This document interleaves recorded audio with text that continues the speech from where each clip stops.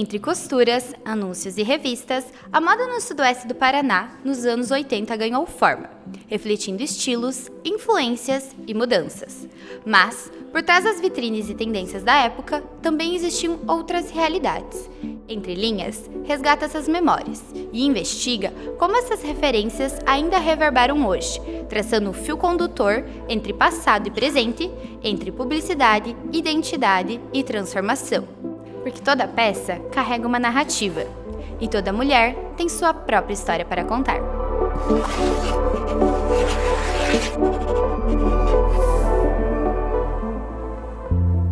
A minha inspiração de criança foi uma tia que eu tive, a tia Nelly, que ela era surda e muda e costurava para toda a família. Então a mãe comprava tecido, levava para a tia e a tia fazia as nossas roupas e costurava para a sociedade aqui da cidade.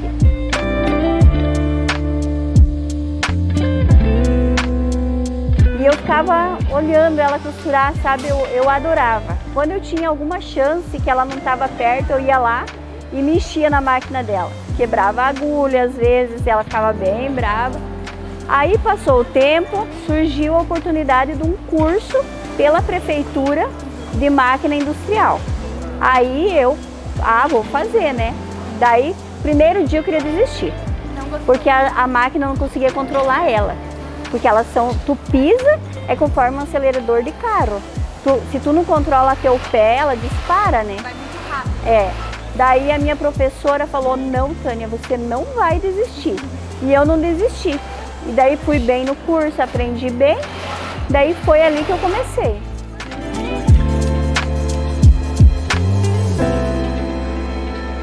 Anos 80, eu não me vestia muito com peças coloridas. Eu me vestia mais assim com tipo vermelho, tipo a blusa vermelha. Eu usava bastante calça, mini saia, não tão curta, né, mas mini saia. Quando eu era adolescente, eu tinha uma saia de poá. Ela era o fundo branco com a bolinha azul e tinha um babado. Eu amava aquela saia.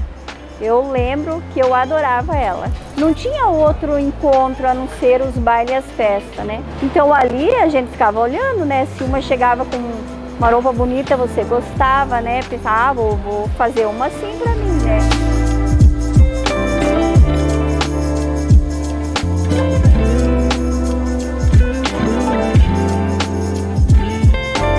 Eu comecei como costureira, daí trabalhei na qualidade, daí eu fui para pilotagem como monitora. Daí de monitora eu passei a cortar e tipo assim, eu corto, dou tudo prontinho para a costureira costurar.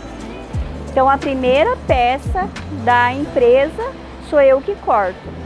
Faz 27 anos que eu trabalho nisso. Quando eu pego uma peça na mão, eu me dedico o máximo, eu quero que fique perfeito, né? Pra mim, é a coisa mais linda, tu pegar um pedaço de tecido ali, fazer a peça, ver aquela peça linda depois de pronta, né? É um orgulho pra ti. É que nem nós ali no nosso setor, é a primeira peça, né? Então, tu olha lá, tá num papel a foto da peça. Aí você pega, corta, as meninas costuram, de repente você vê aquela peça pronta, sabe? Te dá um orgulho. E quando assim é vendida a peça, tudo vem sempre o elogio pra gente, sabe? Eu lembro que eu vinha na casa da minha avó e eles sempre tinham revista. Eu ficava, sabe, deslumbrada olhando revista. Eu vinha na casa da avó, sempre tinha, né? Que a avó morava na cidade, eu morava no interior. A revista que a avó assinava era a Vogue. Por causa que a minha tia já era costureira, né? Eu acho que ela tirava dali os modelos para a freguesa dela, né? Então eu ficava, deslumbrada com aqueles modelos, tudo, né?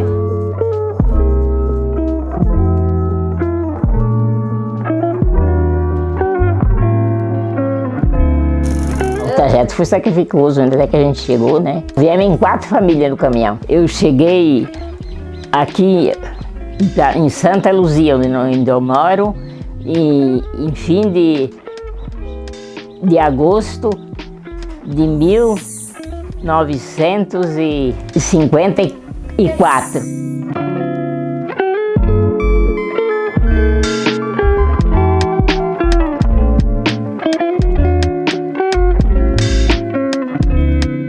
Viemos de Santa Catarina até Enéas Marque e de Enéas Marque até Beltrão.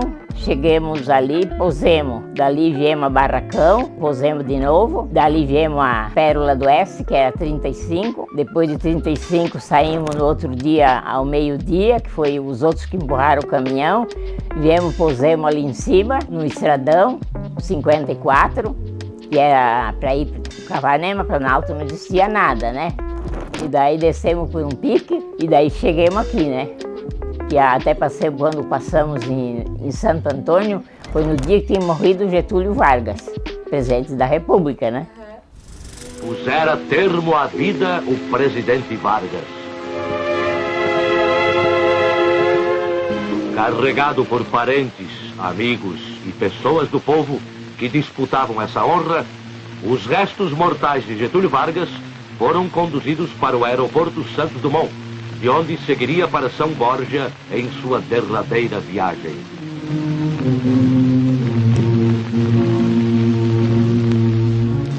Ali, quando chegamos em Planalto, como não tinha, ali era o lugar, não tinha nada, né? Era plantação de café. Dali ainda tocaram descarregar o caminhão, porque tinha um banhadão onde é o cemitério. Ali ele descarregou o caminhão e daí para nós poder passar. Então, depois, até que descarregaram ali. Daí no pique nós descemos para baixo, ele desceu com a mesa nas costas e eu com essa maquinazinha de costura, a minha irmã com a cestinha com ovo e viemos vindo. Primeira vez que eu vi mulher vestida de traje de homem assim, né? Ela tinha um traje verde, então ela estava de calça, eu fiquei olhando, né? Uma mulher bem vestida. Foi ali em Santo Antônio onde eu posei, né? E depois, quando chegamos aqui, logo que daí começamos a rezar, que tinha os cultos, né? Também, daí tudo era com vestido, assim, né? Se botava a calça, era por baixo do vestido. E daí, quando foi mais adiante, começaram a usar, que não dizia calça comprida, era slack, né? Daí começaram a vestir. E daí, então, foi na igreja, até o meu cunhado, que começou a participar da igreja, era ministro. Ele foi ministro no tempo da igreja. Daí ele não gostou, que ia de calça comprida, né? Eu disse, mas daí no fim, afinal, todo mundo começou a vestir, né? Daí ele foi se acostumando. E depois até a mulher dele vestia também. Naquele tempo tinha os figurinos para olhar, né? Olhava nos figurinos assim, né? A gente olhava e eu quero essa moda ali, né? Mandava fazer. Eles olhavam no figurino. Era um por ano, eu não andava fazendo Capanema muitas vezes, né? Vestido para sair, né? Mais ou menos 1 ou 2, né? Eu sempre comprava mais no Capanema, porque Planalto custou, né? Até que, quando eu era até para minhas filhas, eu comprei sempre em Capanema. Comprava já a peça, né? E daí fazia tudo da mesma cor para todas elas, né? E daí depois também ia deixando da mais grande para o mais pequeno, né? E vestindo para aproveitar, né? Uma vez fui lá aprender um pouquinho na casa do meu tio, que ele era alfaiate, mas não aprendi muito, né? Mas depois eu fazia em casa, as roupas para semana, né? Daí eu fazia, só calça não. Calça eu mandava fazer, mas camisa e a roupa para as meninas e para a roça eu fazia tudo, né?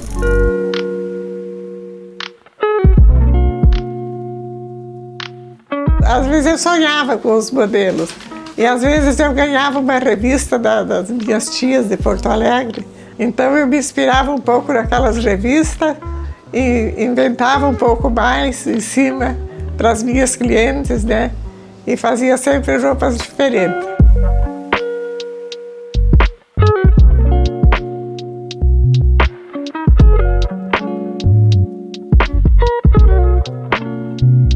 Tinha muitos irmãos. Você ajudava Nós a éramos 11 na família. Ai, que família grande. Família grande. E daí você aprendeu a costurar com a sua mãe. E daí eles compravam muitas peças de tecido para fazer roupas, mas todos iguais. E daí eu sempre pensava assim, mas parece uma tropa de chupim, que dizia. Tudo igualzinho. Eu comecei a fazer para mim diferente. Então fazia, tingia as roupas fazia diferente, sabe? Quando eu estragava, eu enrolava elas numa pedra e jogava no poço. Então a primeira peça de costura que eu fiz foi uma camisa para o meu pai. Daí ele não achou que era eu que tinha feito, ele disse, não, foi eu que fiz. Depois eu comecei a fazer roupas para mim, fazer roupas diferentes.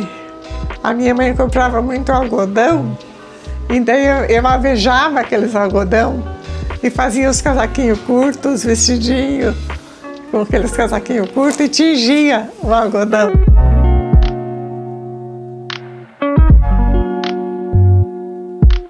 Eu comecei quando vim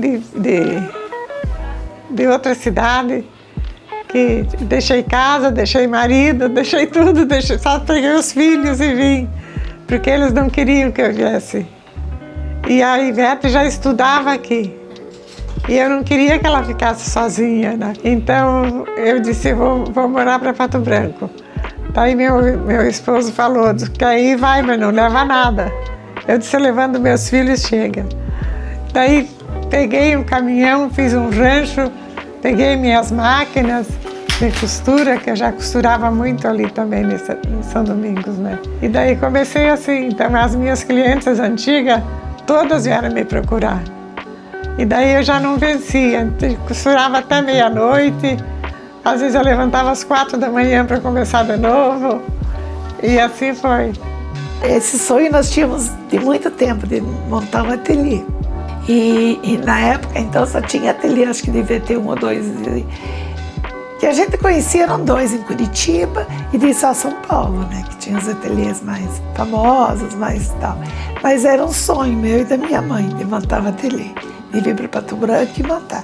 E quando a minha mãe veio com nós para cá, em 77, acho que foi final de 76, ali, início de 77, a minha mãe disse, nós vamos montar o nosso ateliê aí. E aí, quando a gente começou mesmo, a gente comprou os tecidos e nós mesmo meio que montamos móveis. A gente fez umas coisas, abria o tecido para parecer que tinha mais, e ali nós começamos. Foi na véspera de um baile debutante de 1984, eu nunca esqueço. Só que o ateliê foi registrado em 85. Moda festa porque dava, para nós naquela época, dava mais lucro. Então nós inventamos a moda festa, né? Tinha o ano que era de plumas e paetê. Foi quando ela começou ali no... Né, Isso, em 85. Chamava-se plumas e paetê. Então tinha muito tecido com brilho, muitas coisas diferentes. A minha mãe me ministrou um curso da Simplex. Eu tinha 9 anos. E aí eu já sabia alguma coisa de máquina, de costura. E eu me lembro que minha mãe sempre me ajudou em tudo, né? Que ela é minha preciosidade. E ela me ensinou a costurar. E ela comprou a primeira máquina que saiu da marca que fazia o zigue-zague. Então eu já sabia a costurar, a manejar ela, né? Essa máquina, que até então era tudo novidade. E eu ajudava a minha mãe a ministrar o curso. Nos anos 80, teve muita influência da Madonna, né? Na época, Julia Roberts, acho que Cheryl Wilson também, da época. Então a TV tinha muita influência, né? Até pouco tempo, toda moda que ia ser lançada, lançava primeiro numa novela. Normalmente na novela do horário nobre, que eles falam que é das 8 horas, né? Então, até hoje, o que fazem lá é um lançamento de moda. Então, a gente via muito por TV, influência de artistas, de revistas, muita revista. Nós tínhamos a Collezione, a Book, que são internacionais essas. As nacionais eram a Vogue, tinha na época a revista Manequim, Moda Moldes, a Moda Brasil. Aí usava alguma coisa da Burda, mas menos. Naquela década era tudo muita extravagância, muito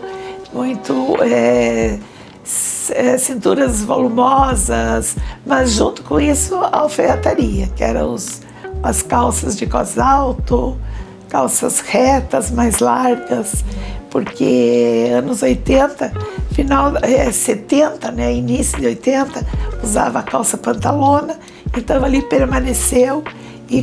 Só que os blazers da época eram bem estruturados, ombreiras, ombros largos, a mulher assim demonstrando um pouco do seu poder resgatando lá da alfaiataria. A graduação, na época não existia moda, eu queria fazer faculdade de moda, não existia no Brasil. Aí Francisco Beltrão tinha um curso que chamava Economia Doméstica, que se dava têxteis e vestuário. Então eu fiz esse curso porque tinha alguma coisa a ver com moda. Eu brinco que eu nasci numa caixa de retalho. Desde muito pequena, eu ficava aos pés da minha avó costurando e coordenando a produção do ateliê. E aí eu ficava mexendo em retalhos, fazendo roupa de boneca, juntando aquela coisa de menina, aquela paixão de menina mesmo por cores, por tecidos, por modelagens. O conceito moda, ele vem porque ele surgiu na Idade Média, onde a burguesia se inspirava na nobreza, e aí com isso a burguesia queria se parecer com a nobreza, e aí se tornava parecida, a nobreza via, não gostava e mudava. Por isso modos e moda. Então vem de lá, é algo cíclico. Então sempre a moda que a gente vive hoje, ela vai beber de fontes lá de trás, de décadas anteriores, de hábitos anteriores de vestir. Então certamente a década de 80 nos influencia dia após dia na questão da maquiagem, dos volumes. Era uma época, uma década exuberante de excessos, né? A renda sempre foi presente nas nossas criações. Também tecidos como tafetá, shantung, tecidos mais estruturados para trazer aqueles volumes para os vestidos, para os laços, para as saias, especialmente nos anos 80. Também eram tecidos tafetá de seda, coisas que hoje a gente tem menos, mas eram tecidos que eram referência sim naquela época.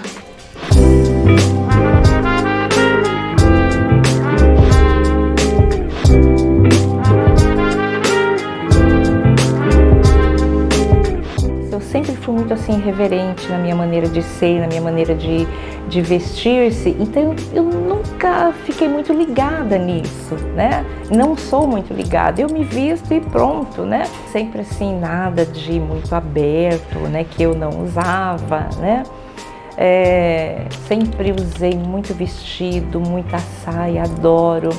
A parte do colorido, sempre usei colorido, sempre vou me ver colorido.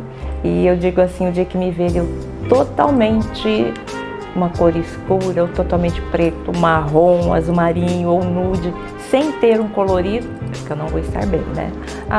Naquela época a gente tinha muitas costureiras, né? Então as roupas, a gente comprava os tecidos e levavam para as costureiras fazer. E aí elas tinham, né, várias revistas, né? O que eu vou me lembrar agora é da Burda. Então a gente chegava lá, dava uma olhadinha, né, no que tinha, né? Mas eu sempre pegava alguma coisa aqui, mais alguma coisa ali, para criar o meu estilo. E eu tenho assim um olhar, tá ali, parece que me chama. Não sou eu que escolho os acessórios é que me escolhem. E eu sempre gostei de coisas grandes, sabe? Eu acho que valoriza a minha pessoa, né? Valoriza o meu corpo. Então nós tínhamos a costureira da família, né? Porque em casa nós éramos em 6 mulheres, né? Então a minha mãe respeitava. Então cada uma escolhia o seu tecido, a cor que queria. Até mesmo as minhas cores nunca combinavam com as minhas irmãs. O colorido é pela alegria que eu sinto, sabe? Eu não preciso falar nada, a roupa já vai, quem vê já diz, né, por mim. Muitas vezes a gente percebe isso, que as pessoas, né, percebem, olham, não sei se admiram ou não, mas eu também não estou preocupada com isso. É o meu estilo de ser, é a minha personalidade e é assim que a gente vai seguindo. Hoje no Fantástico, eu apresento a minha coleção de prêt-à-porter, Primavera-Verão 79-80 e modelos inéditos de alta costura. Na época, o Clodovil era um baita do estilista, ele tinha um programa de TV e onde ele, né, apresentava as roupas, as modelos, era tudo estilo habillé, na época a gente falava habillé, né, o social. Eu achava muito bonita, achava bem legal, mas nunca copiei. Um dia eu estava num grupo de amigas, né? E aí uma delas falou, vai ter um curso de modelo, manequim, vamos fazer, Cris? Aí eu olhei para ela e falei, mas será? Ela falou, Cris, você com todo esse tamanho, imagina, eu era magérrima, né? E aí eu fui fazer o curso. Adorei, amei. E na época, né, tinha muitos convites para desfilar. Eu lecionava, eu dava aula o dia todo. À noite eu ia para a faculdade, mas aí as donas de boutiques, aí elas ligavam, falavam com a minha mãe e diziam, Dona Leonina, diz para Cristina que vai ter desfile tal dia em tal lugar. Nós recebíamos a roupa para apresentar na passarela e a maquiagem, aí tinha a Pierre Alexander. Só que naquela época não tinha maquiagem para pele negra, né? Para pele negra, para pele escura. Então a mesma maquiagem que usava na pele das minhas colegas que tinham pele clara, pele branca, usava no meu rosto também. Então penso, ficava a coisa mais feia do mundo. Porque uma base clara numa pele escura, né? Antigamente eu sofria muito por questões de calçados. Por quê? Porque eu calço número 40. Não acredito! Exato. E naquela época eu encontrava sapato até o 39. E daí como que fazia? E aí que não tinha. E aí quando encontrava era muito raro. E aí quando tinha você, aquele sapato você tem que usar, porque até você conseguir encontrar outro. Então nesse ponto eu sofri bastante. Quando criança lançaram a tal da melicinha. Todas as minhas amigas tinham melicinha, as minhas irmãs tinham melicinha. Eu nunca tive uma melicinha. Acredita isso?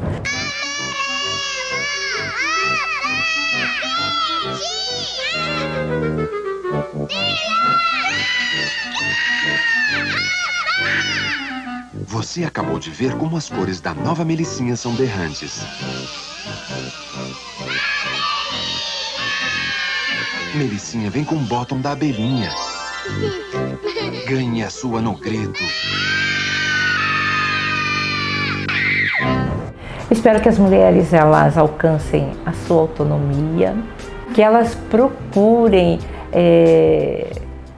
viver cada vez melhor, que elas possam ter o seu trabalho, ter a sua individualidade, que elas possam ser felizes, que elas possam ter a sua autoestima resgatada, que elas não se deixem subjugar e que elas sejam empoderadas e poderosas também.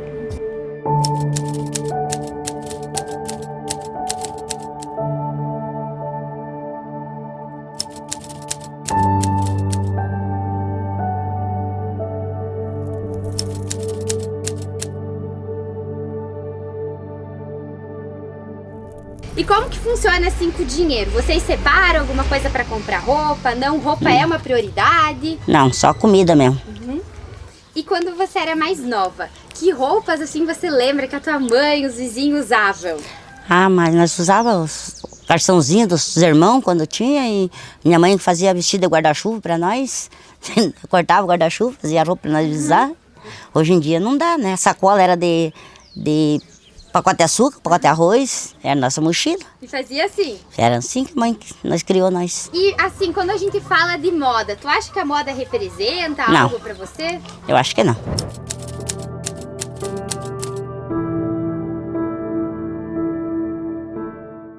Que esse documentário seja apenas o começo. Que a moda continue a contar histórias, a revelar identidades e a transformar vidas. Porque vestir-se vai além da aparência. É sobre o quem somos e o que queremos transmitir para o mundo. A moda só será verdadeiramente democrática quando cada pessoa puder usá-la para se expressar livremente. Que esse documentário inspire novos caminhos para que isso aconteça.